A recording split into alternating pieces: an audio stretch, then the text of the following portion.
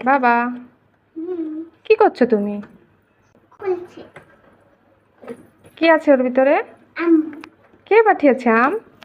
নানা ভাই। নানা ভাই? ওয়াও, কি সুন্দর আম এটা। এটা গোলাপি পিক, লালু মতো। আমার এরকম এত লালও নাই। হ্যাঁ, এত লালও নাই। লাল নাই? না, আমার এটাকে এটা আম আর এটা কি হচ্ছে? তুমি কি আম পছন্দ করো? হুম।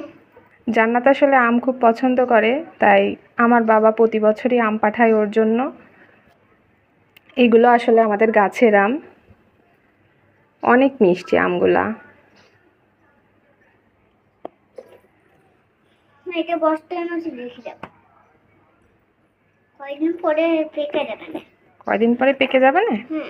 এই যে এটা লাল নাই, এই যে এগুলো আছে আর এইগুলো আর যেগুলো লাল আছে সব এটা এটা এটা এটা লাল হয় না এটা। তাই? মামা, জি। এটা তো লাল হয়নি। এগুলো এগুলো তো সবুজ মা, সবুজ আম। একটা লাল হয়েছে, পেকেছে, তাই এটা এটা তো পেকে গেছে, তাই এটা লাল। আর এইটা একটু কাঁচা, তার জন্য সবুজ এটা। ঠিক আছে?